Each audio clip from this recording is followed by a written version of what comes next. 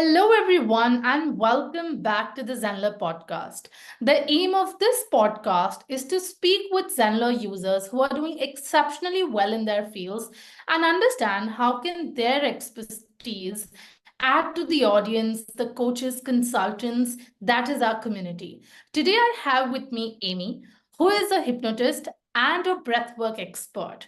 We will be talking to her in understanding her experience of last 22 years and how to navigate personal and professional life while you are building a business. I am personally very excited for this session to understand that when we have all the challenges thrown at us, how do you navigate through those challenges and problems? So before I do and go on, I'd like to welcome Amy and thank her for giving us her time. Hi, Amy. Welcome to the podcast. Hi, Mami. Thank you so much for having me.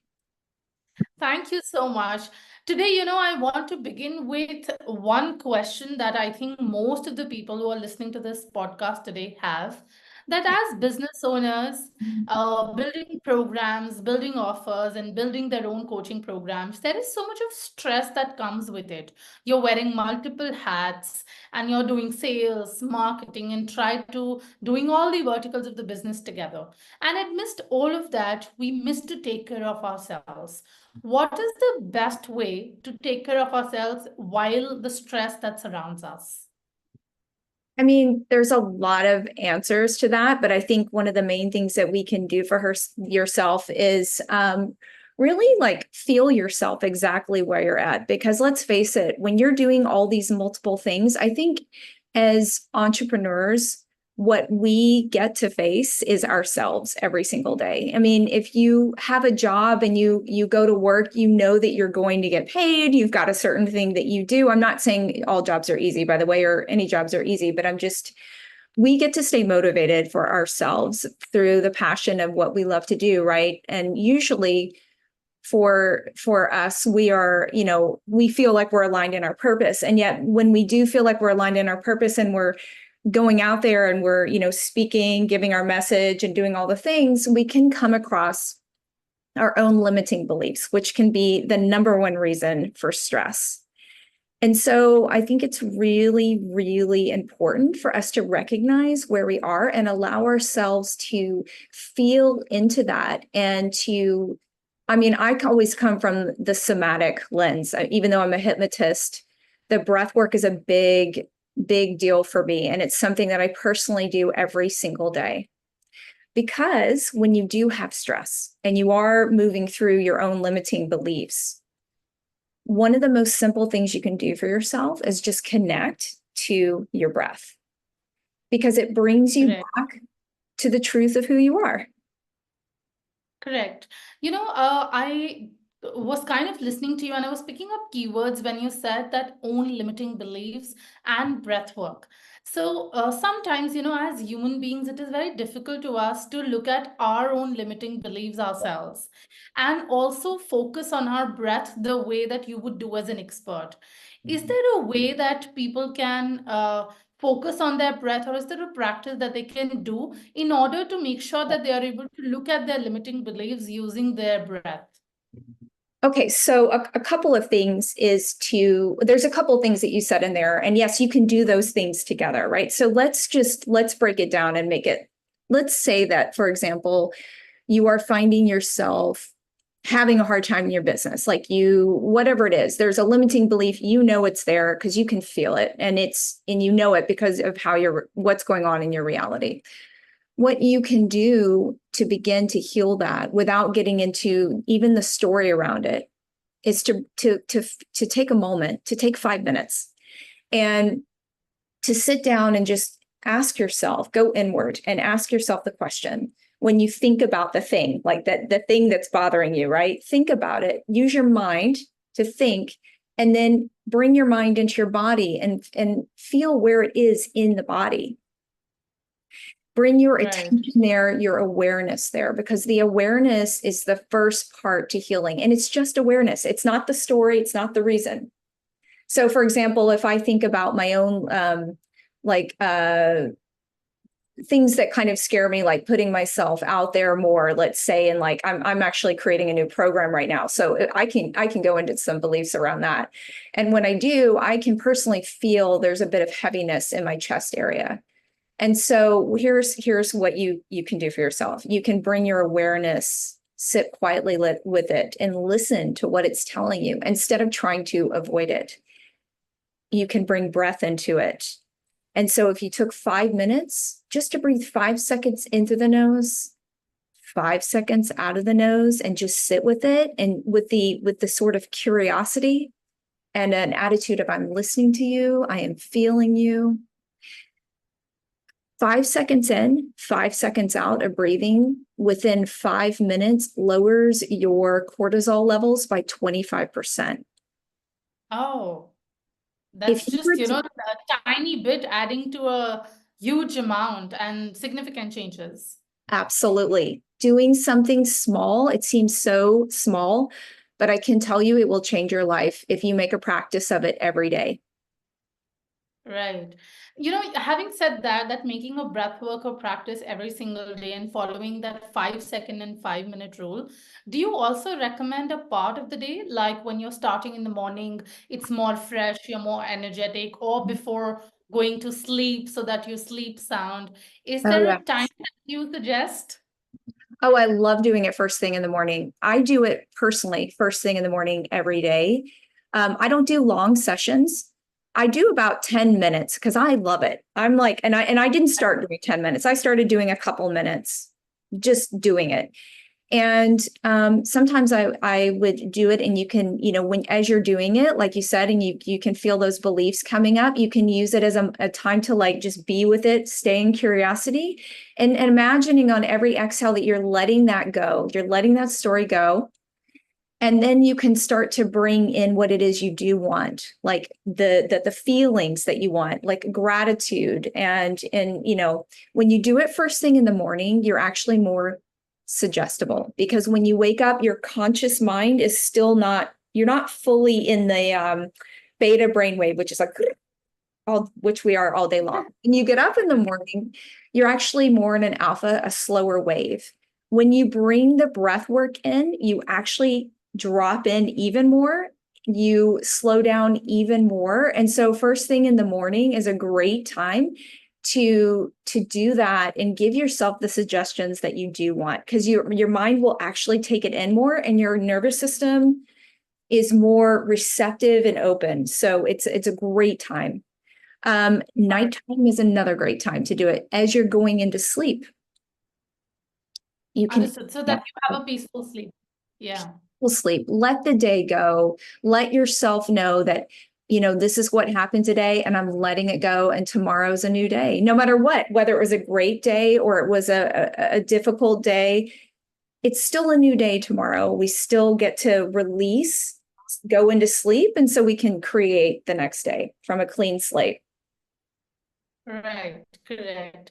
I have a follow-up question, and I'm sure a lot of people listening to me will relate to this. When you mentioned that do a morning meditation, sometimes, when you start the day, you have morning meetings or you have something aligned, and usually finding that 5 minutes sometimes becomes difficult for people. So, do you suggest to get up early in the morning and take out that time and do the breath work and then start your day? Or how does one manage if they are not a morning person? Because I know that Yeah. is a question that audience would love to hear.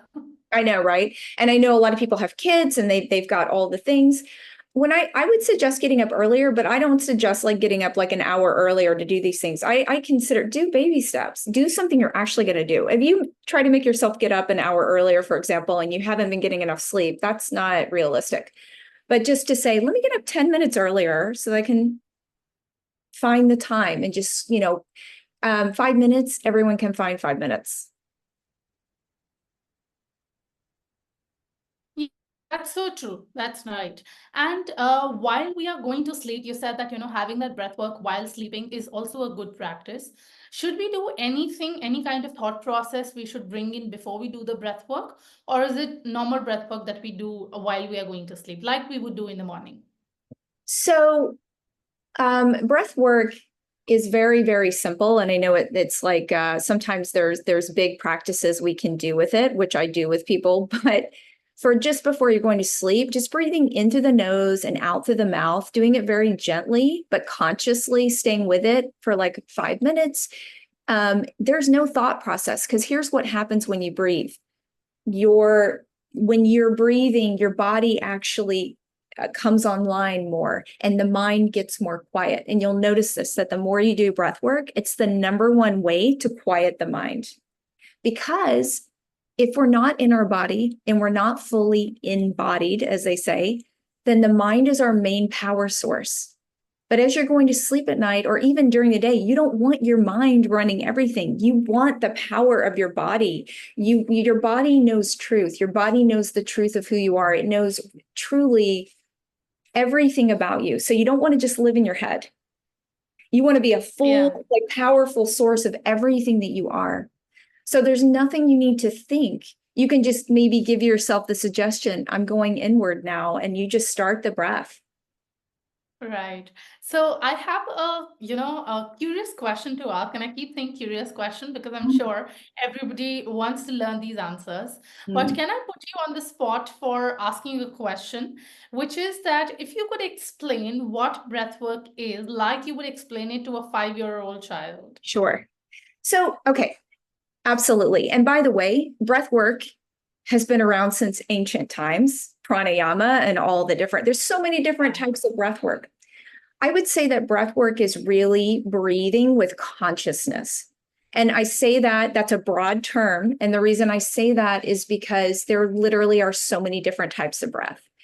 When I'm working with people and we're doing breath work, let's say, for example, I often will work for people with it for an hour, and we're doing a lot of breath work during that time. And I'm guiding them into different breaths. Often, what it means is it's not only being present, but it's like a circular breath. So you don't stop the breath, or it's different ways of breathing, like, and we just continue breathing. We give the nervous system time to start releasing, because as you're breathing like that, your nervous system actually will start to release. The body will start to release things you've been holding on to. And then you start to make space for more of the things that you want, space for new beliefs, space for feeling good inside your body, space for confidence. And I'll tell you, creativity is such a huge thing. For me, when I'm creating, I'm going to do a breathwork session. Like I will literally breathe I'll do a big session if I really wanted to tune into some creativity. It is amazing how much comes through because you release. So then those downloads can drop in. Right. So your secret power is actually breath work in creating your coaching programs and all the lovely work that you're doing for your mentees. It is such a huge part of it. I combine hypnosis with breath work. And ever since I've been receiving breath work for many years, but ever since I got certified in it, it has become the number one thing that I do now. Even if I'm doing hypnosis on people, there will be breath work with it because it drops people into that space of just where amazing things can happen very, very quickly and in such a profound way. Right.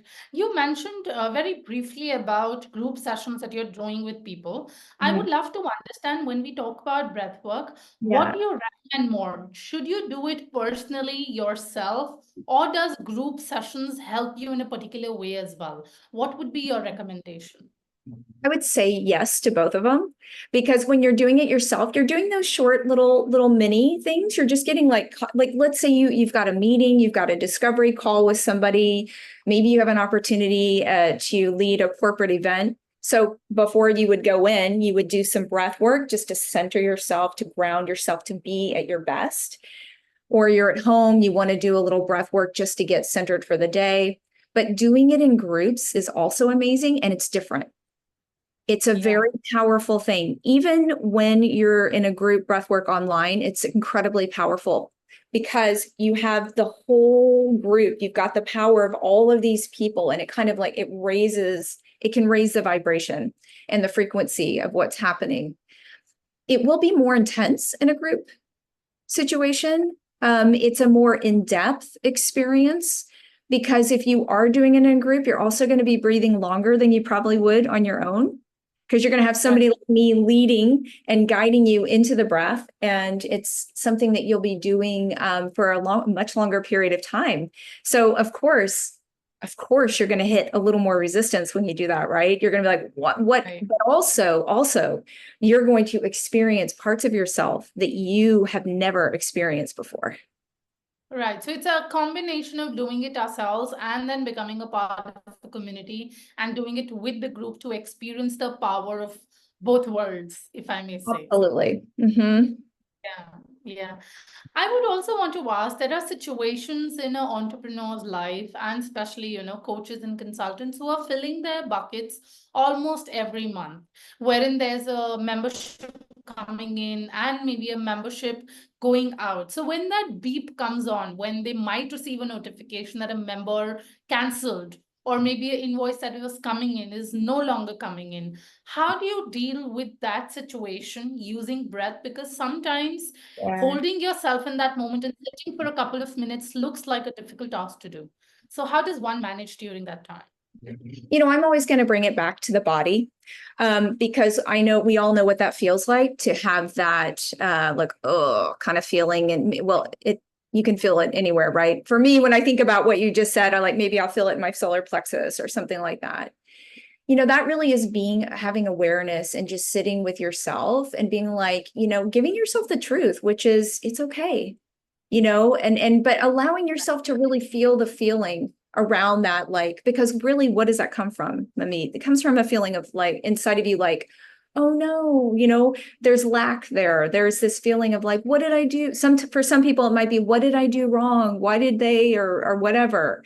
So, but when we can allow ourselves to really feel into that and, remind ourselves that is not our truth. That is not who we are, that there's always room, yes, you can bring breath into that. It's very, very powerful.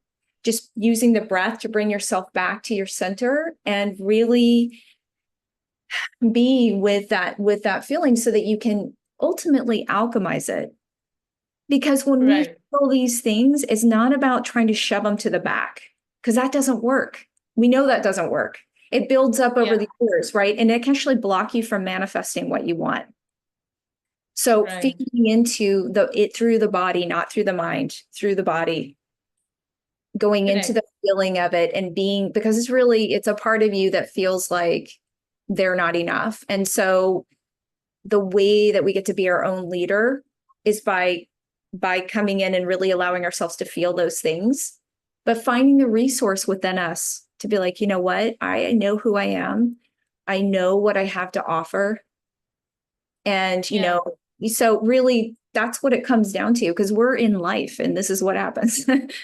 I think what I'm understanding from what you're saying is that using the breath in situations like these challenging situations with coaches, consultants, and entrepreneurs, it is more about acceptance, and that acceptance doesn't come easily. So you use your breath to be able to tell yourself that this is my reality and this is who I am, and you fill in that acceptance to yourself.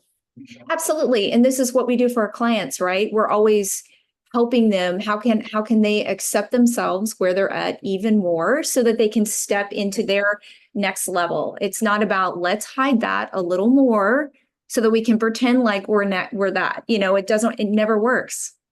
Right. I just, focus on a keyword there where you said manifestation. Since all of us are moving behind one motivation, which is money in the end, does breath work also help with manifesting money in any way? If I'm making sense with that one question, loading it with the 3 words that I've used. Yeah. So here's a really amazing thing. Manifestation comes down to what is your frequency? Yes, we talk about emotions and thoughts, but when you're in a higher frequency, you're having those higher level emotions and thoughts. But we can't do a spiritual bypass and pretend like we're not feeling those things. So what we do with the breath work can help you manifest anything, because money's just energy. Everything is energy. And so specifically Right. money, when we're using the breath and we want to manifest more money, we're holding that intention as we're breathing. Okay. We could do a lot of breath work around that. And honestly, let's say I did a series on just about abundance for people. Have to be more than one session, because what we would focus on is your worthiness, because that's directly linked to the money you receive. If you feel unworthy, it's harder to create financial abundance, right? And so through the breath, we can help clear out a lot of that stuck energy, that frequency in the body of I'm not enoughness, that worthiness.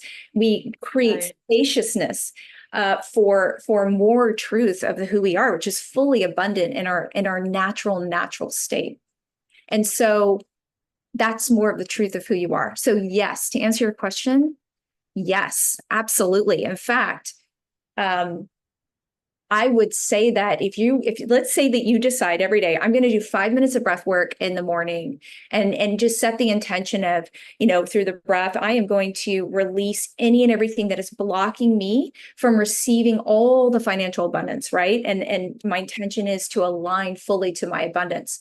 Just naming that and then letting it go and then breathing. I guarantee you're going to see shifts in your life.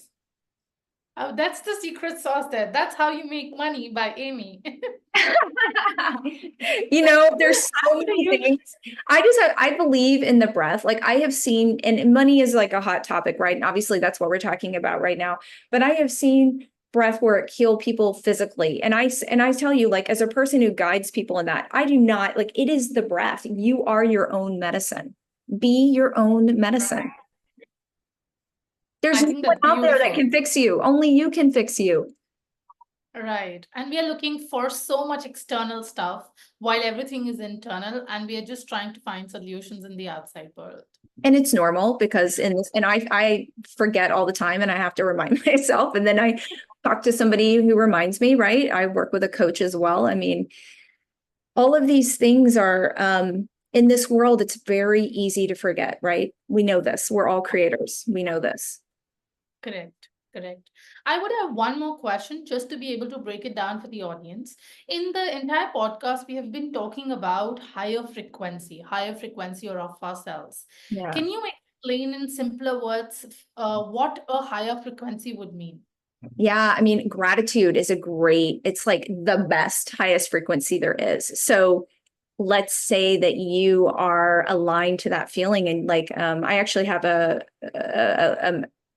free gift where I go through a process with people, helping them pull all these different frequencies through the body, so that you're like, so gratitude, love, bliss, joy, these are very high frequency, states in the body, right? And by the way, we're not supposed to live in all of this like all the time. It's okay that we're human and we have grief and we have sadness and we have anger, but just knowing that all of this is a frequency, it's all energy. We are designed to have these frequencies move through the body and be alchemized.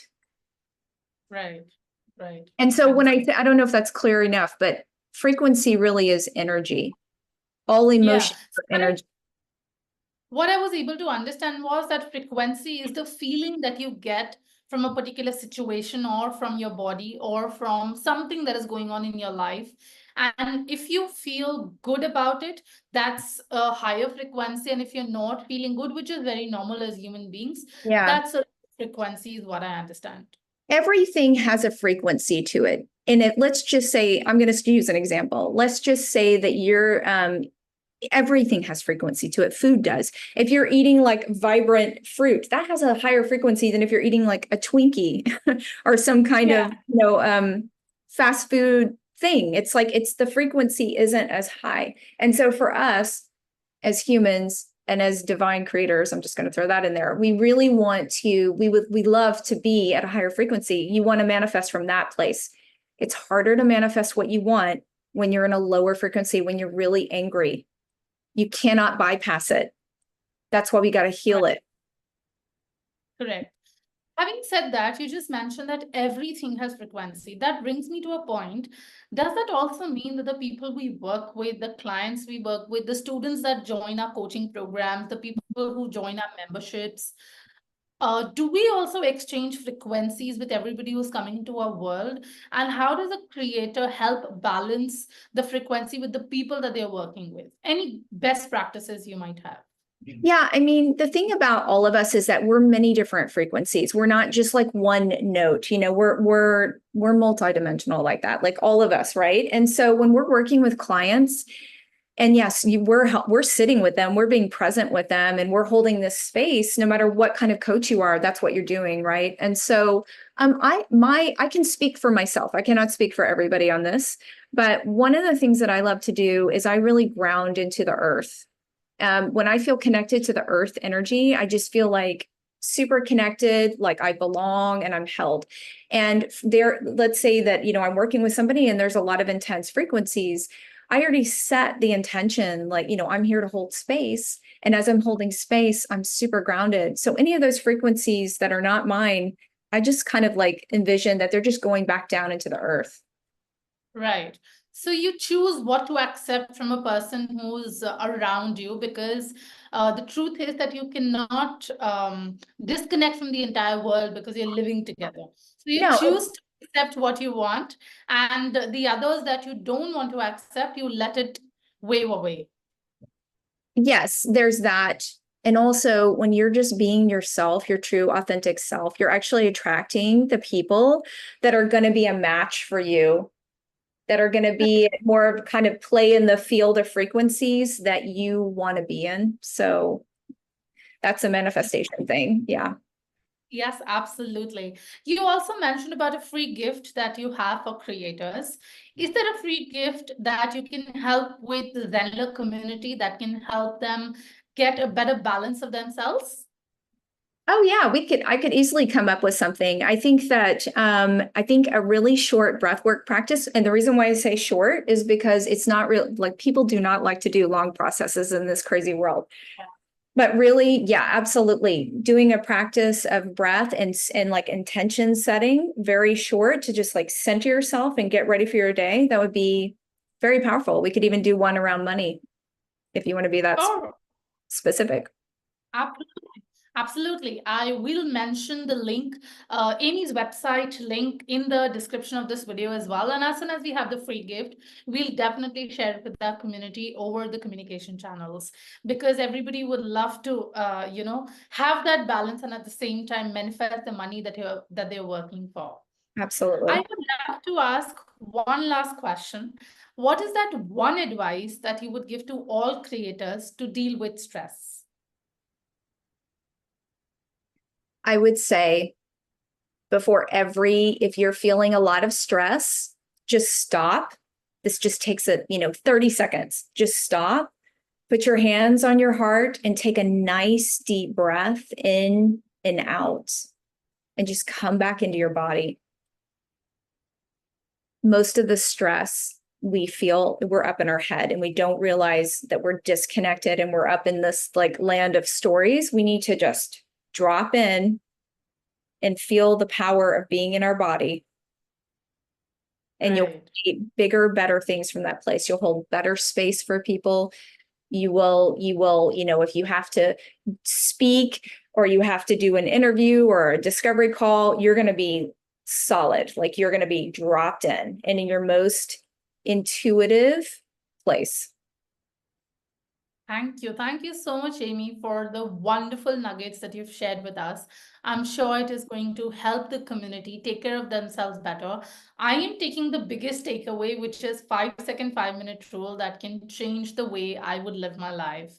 And that's the secret I'm going to be sharing with the entire Zenler community.